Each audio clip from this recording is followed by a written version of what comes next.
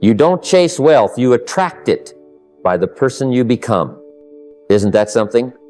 See, most people are running toward money like it's a finish line. But money isn't looking for speed, it's looking for value. It's attracted to character. It moves toward discipline, and it stays with vision. You don't need to beg for opportunity. You need to prepare for it. You got to ask yourself not, how do I get rich?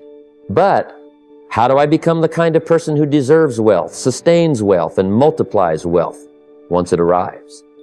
That's the real secret. Not more hustle, more becoming. See, success isn't something you pursue.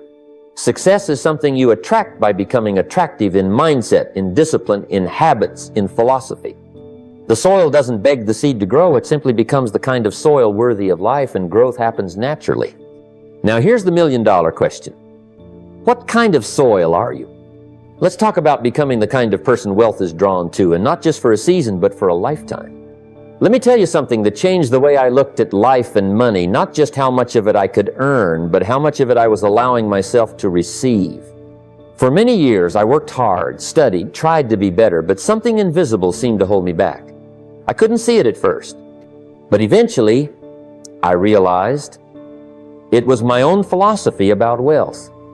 You see, I had grown up hearing things like, money doesn't grow on trees, or rich people are greedy, or don't expect too much. You'll be disappointed. Harmless words, right? But they plant something inside of you, a seed. And if you're not careful, that seed grows into a wall that blocks you from all the good trying to find its way to you. Here's the truth. You cannot attract what you secretly despise.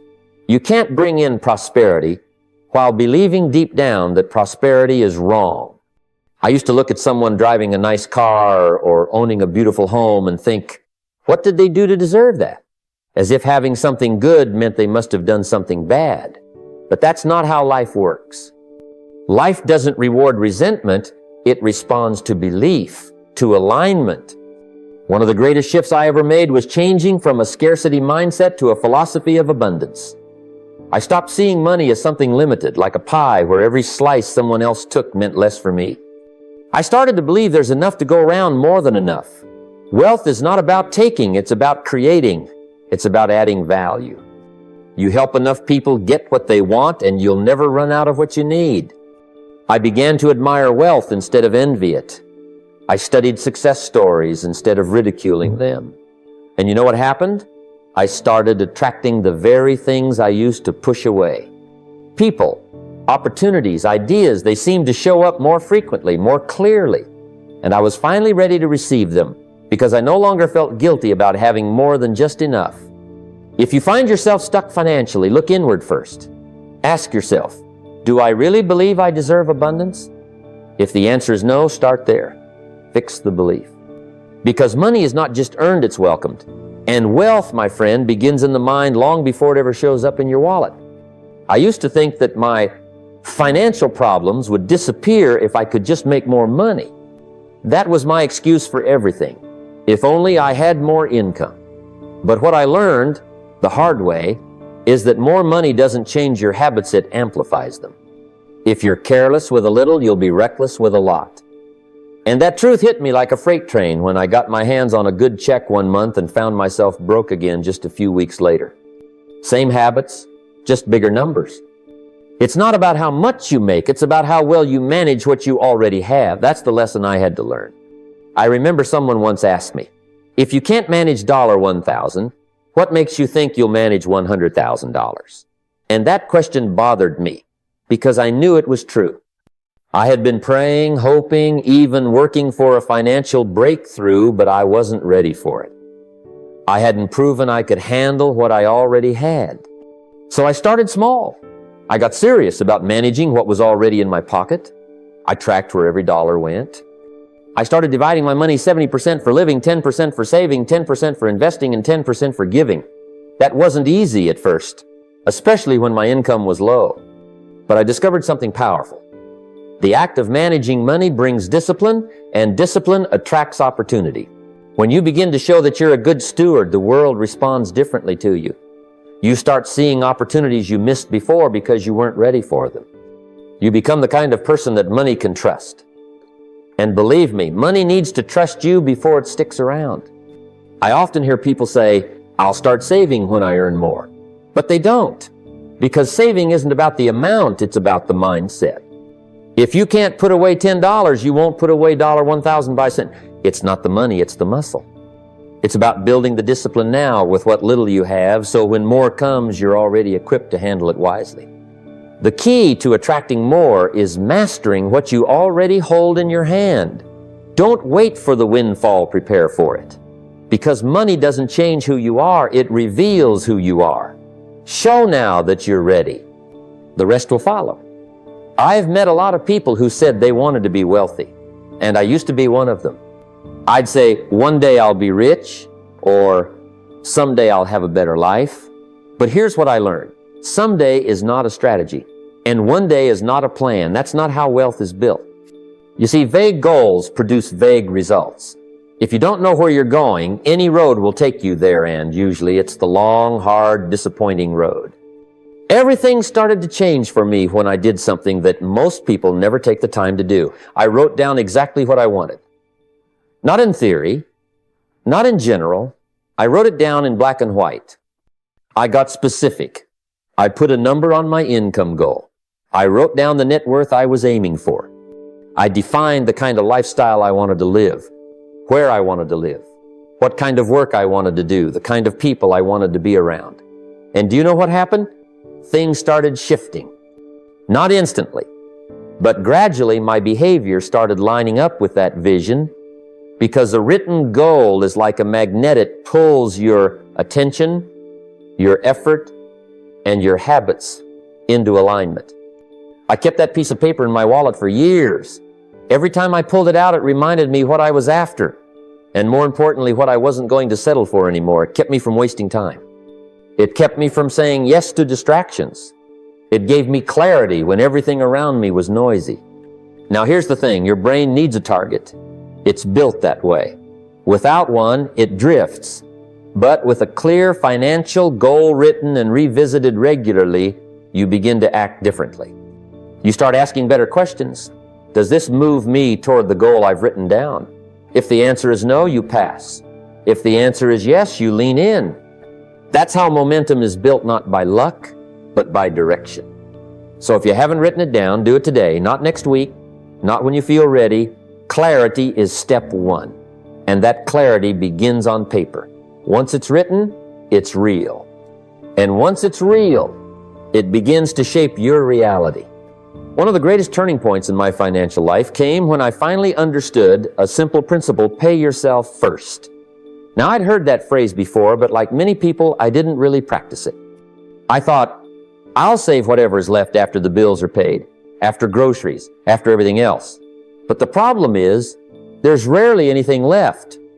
If you wait to save what's left, life will eat it all, and then some. That's why the discipline of paying yourself first is not just financial, it's philosophical. What it means is this: before the landlord gets a piece, before the utility company gets their share, before the world takes its cut, you honor your own future.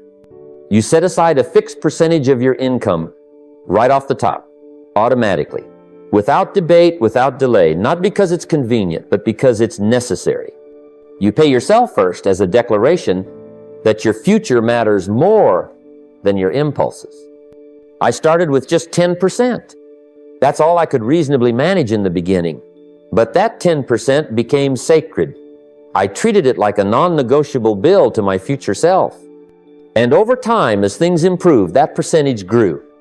I remember when I first crossed the point where my saved money started earning more in interest than I used to earn working full-time. That didn't happen overnight. It happened from years of quiet consistency, saving a little, often. That's how wealth is built.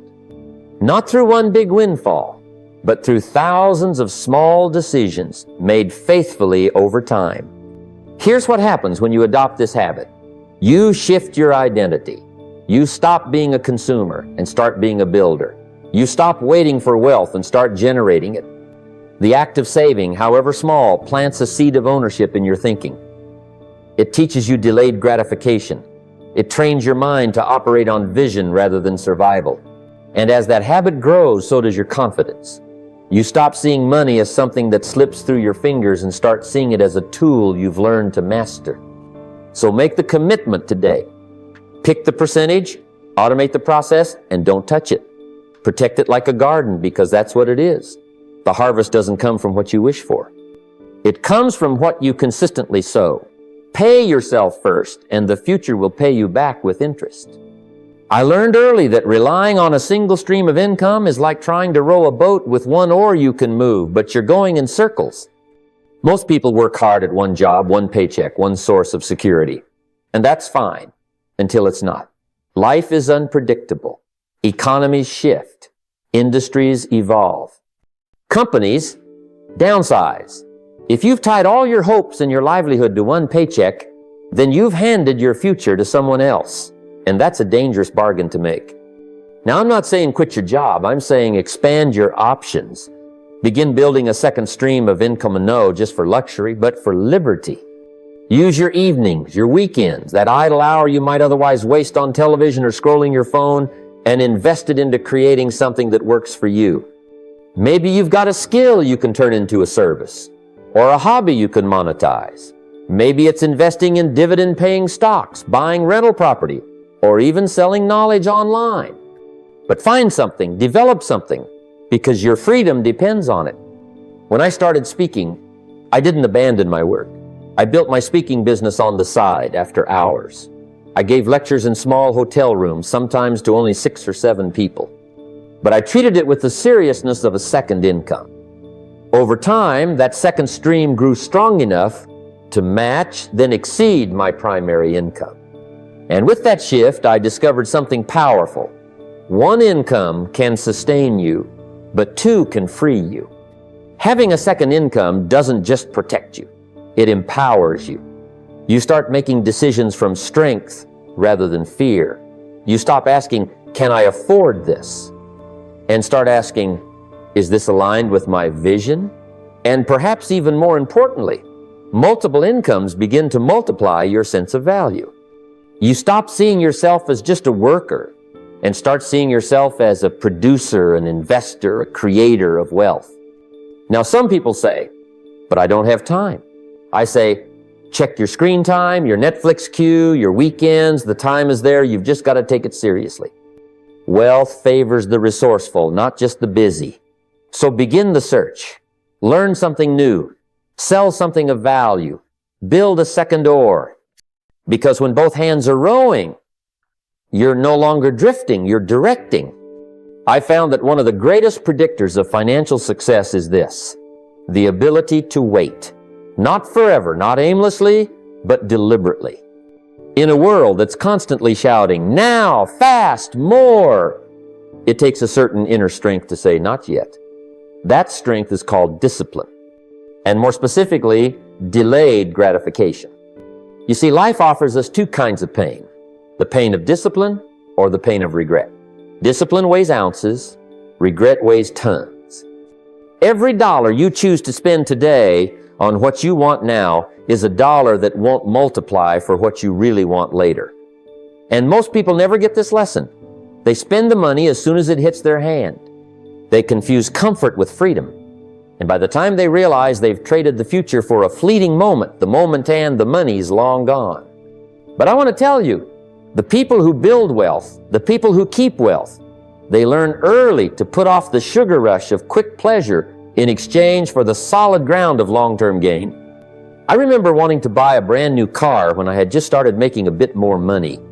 I could have made the down payment. I could have impressed a few friends. But I asked myself, would this car help me grow my income, or would it just make me feel important for a minute? I delayed the purchase, and instead I invested that money. A few years later, that investment paid enough to buy 2 of those Carsand. I still didn't want one. I wanted something better. Freedom. That's the secret. Delaying gratification isn't about punishment, it's about strategy. It's about choosing to live on less now so you can live on more later. And not just more things, but more options, more time, more peace of mind. You hold off on the fancy clothes, the flashy gadgets, The impulse vacations, not because you can't afford them, but because you're becoming someone who understands the value of what lasts. You don't plant a seed and dig it up tomorrow because you're impatient. You wait, you water, you trust the process. And eventually the harvest comes in greater measure than you could have imagined. The same is true for money. Delay just a little now and the future will reward you many times over. The pleasure can wait, your vision cannot. One of the greatest traps that delays wealth for so many people is the desire to look wealthy before they've actually become wealthy. And let me tell you something.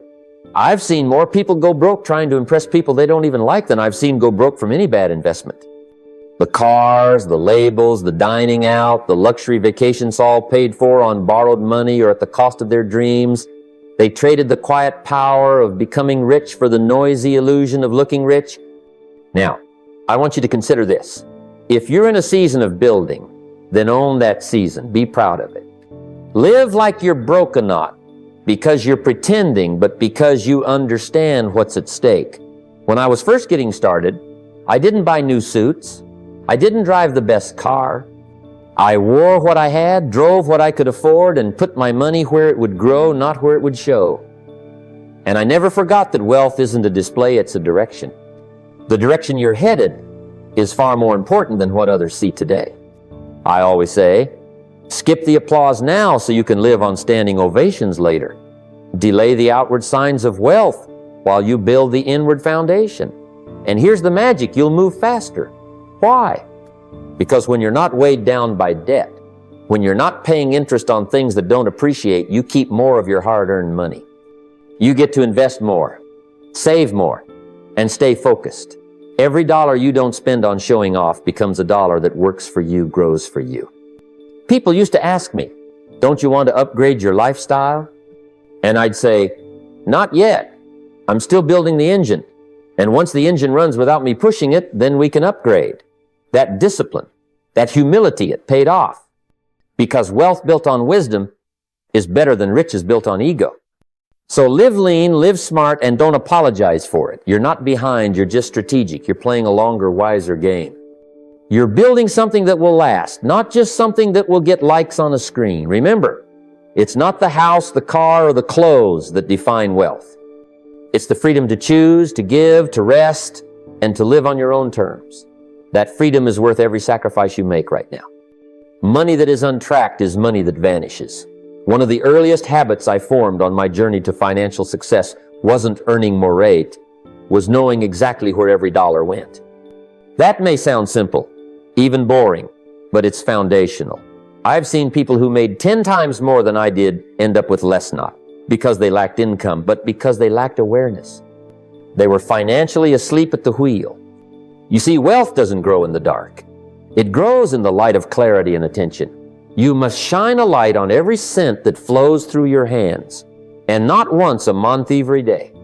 Whether you use a notebook and pen like I did in the beginning, or some modern app on your phone, the tool doesn't matter, the awareness does. When you write it down, you wake up to the truth. Maybe it's $5 here, $10 there, but it all adds up. And most people don't lose wealth in big disasters. They lose it slowly, quietly, through little leaks. I remember a time when I sat down and tracked my spending for just 1 week. I was shocked. Snacks, little subscriptions, random purchases I didn't even remember. That wasn't spending, that was sleepwalking. And the moment I woke up to it, I took control. I started naming my dollars. This one goes to investment. That one goes to savings. This one I'll spend with intention. And let me tell you, that small habit writing, it did more to grow my wealth than any seminar or stock pick ever could. Because here's the truth. You can't master what you don't measure. You can't control what you don't even see. The moment you track, you take the steering wheel back. You move from reacting to directing, from wondering where your money went to telling it where to go. Some people avoid tracking because it feels restrictive. But I'll tell you something surprising. Discipline creates freedom. When you know where your money's going, you stop fearing it. You stop dreading bills, avoiding bank statements, and hoping everything works out. Hope is not a strategy, clarity is. Tracking creates peace of mind and ultimately wealth. So tonight, before your head hits the pillow, take 5 minutes. Look at your money. Write it down. know where it went. Because when every dollar has a name, your financial future has a direction. One of the turning points in a person's journey to wealth is the moment they stop trading time and start trading value. You see, the market doesn't care how many hours you worked it, cares how much value you brought in those hours. And the secret to increasing that value is mastering a high-value skill. Not dabbling in 5 things halfway, but getting really good at one thing that matters. Because when you become excellent, not average, your earning power multiplies. I remember early on I was broke, working a job that barely paid the bills. I thought working harder would be the answer.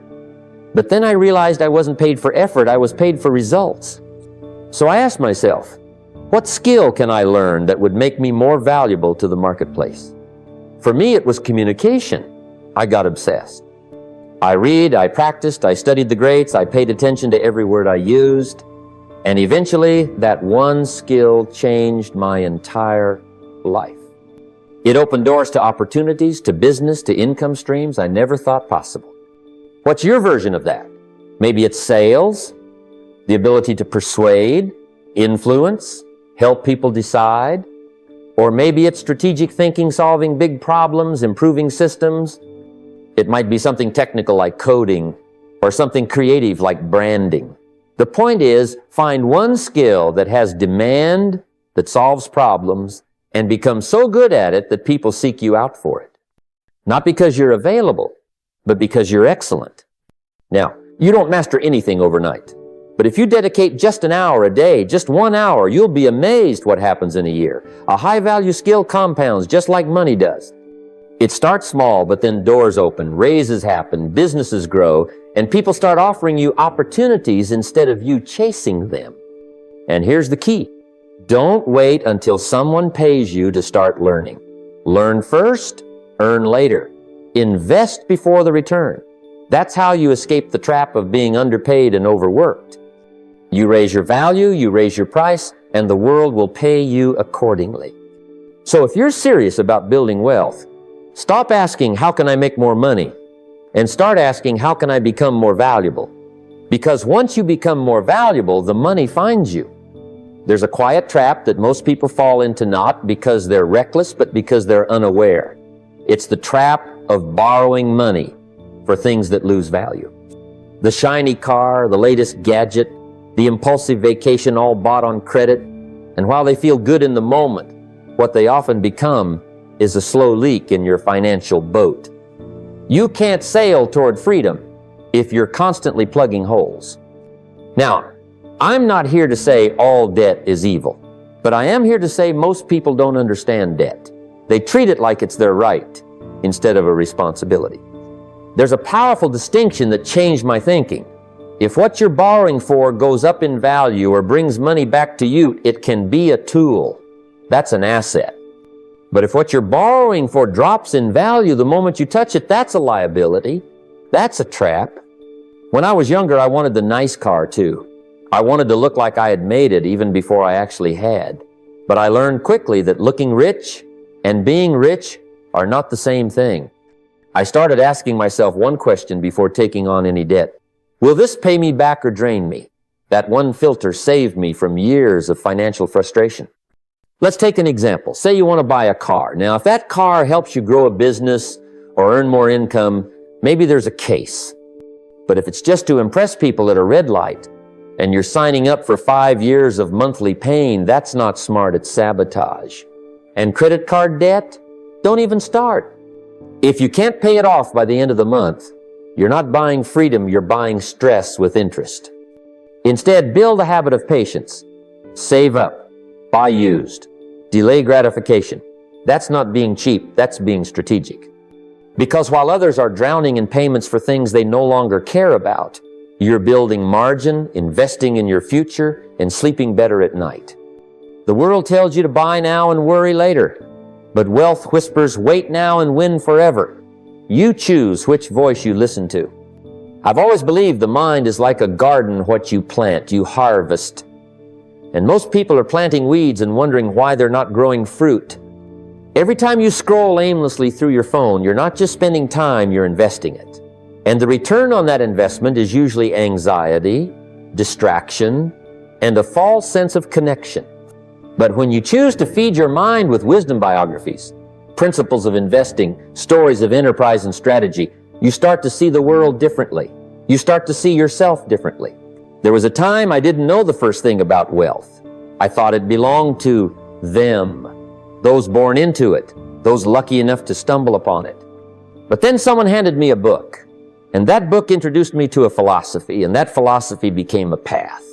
I didn't need to wait for a miracle. I just needed to feed my mind something better than junk. Let me give you a practical comparison. Imagine two people both with the same job, same income, same potential. One of them spends an hour every night watching funny videos and flipping through posts. The other spends that same hour reading about compound interest, how businesses work, or how someone built something from scratch. Fast forward 5 years. They're no longer the same. One's distracted. The other's equipped. One talks about problems. The other sees solutions. See, the problem with constant scrolling is that it floods your brain with low-value stimulation. It kills attention span, creativity, and even confidence. You compare your behind the scenes with someone else's highlight reel, and suddenly your own journey feels small. But when you read, especially when you read about wealth, you start to anchor your mind to truth.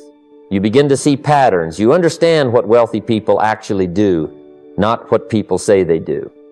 You begin to act differently.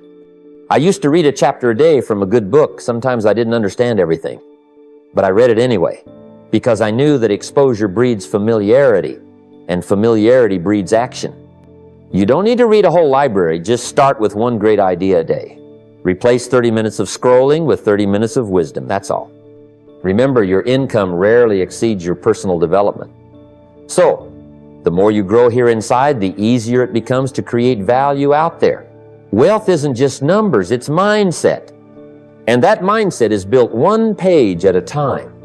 When I first started learning about money, I thought it was just about having more income, more stuff, more security. But with time and a few wise mentors, I learned something deeper. Money is a tool, not a god. And the moment you let money become your master, you start losing your freedom in the very pursuit of it. It's a strange thing. The very thing you wanted to use to gain control ends up controlling you. Now here's a powerful philosophy. Money should serve you, not the other way around. It should be your diligent servant, not your demanding boss. I see too many people chasing money without direction. They work long hours, sacrifice their health, their relationships, even their value all in the name of income. And the tragedy is, once they get the money, they're too burned out or broken to enjoy it. That's not success, that's slavery in disguise. Money, when used with wisdom, has a purpose. It's meant to buy back your time and steal it. Imagine having enough margin in your life to spend time with your children, to take your spouse out to dinner without checking your bank balance, or to travel not for status, but for the joy of experience. That's what it means to use money intentionally.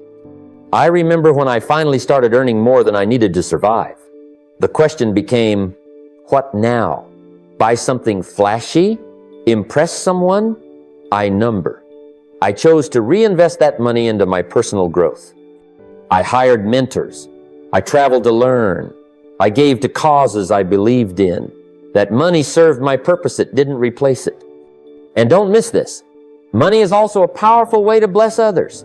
When you manage it wisely and build a surplus, you can help someone who can't repay you. You can fund a dream. You can give with no strings attached. That's financial maturity, to move from needing money, to managing money, to multiplying money, and finally to using money to lift others. But that only happens when you stop worshiping money and start commanding it. You don't need to be wealthy to live this principle. Even if all you can manage is a few dollars now, use them wisely. Direct your dollars. Assign them a mission. Make sure they answer to you. Because when money becomes your servant, you finally begin to experience real freedom, not just financial success, but life success. I learned early that the true engine of wealth is not what you take, it's what you give. Now, I know that sounds counterintuitive. In a world that teaches you to grab, hoard, compete, and climb, the idea of giving more than you take seems like a losing formula, but it's not. In fact, it's the hidden code, the secret law written into the very fabric of wealth. Those who grasp it and live by it unlock something most people never do: money that follows meaning. See, wealth doesn't flow to takers. It flows to givers of value. Not to those who demand more pay, but to those who deliver more value than they're paid for. That's the game. You want more income? Start solving bigger problems. Become someone who shows up early, stays late, and does what others won't. Over-deliver, and not once consistently. The market has a memory, and it rewards those who make deposits of value before making withdrawals of reward. I remember my first job as a stock clerk. I didn't have much skill, no degree, no fancy resume, but I did have one thing: I could work hard. I made it my goal to be so valuable they couldn't ignore me. I organized shelves better than anyone. I helped others even when it wasn't my responsibility. And eventually, someone noticed. That little job led to a conversation, which led to a promotion, which led to an opportunity. That's how life works. You sow, then you reap, but not always in the same field. Giving isn't about charity alone. It's about how you show up in the world. If you run a business, serve your customers like they're your family. If you work for someone, treat their business like it's your own. Be generous with your ideas, your effort, your attitude. People remember that. And over time, they reward it with referrals, opportunities, trust, and income. Here's the test. In every exchange, ask yourself, did I leave them better than I found them? If the answer is yes, you're planting seeds that will multiply. That's not just good karma, it's good business. And listen, you don't need to be rich to live this way. Start wherever you are. Give a little more than expected. Care a little deeper than required. Add more value than is demanded. Do that, and wealth will begin to feel like a magnet, not something you chase, but something you attract.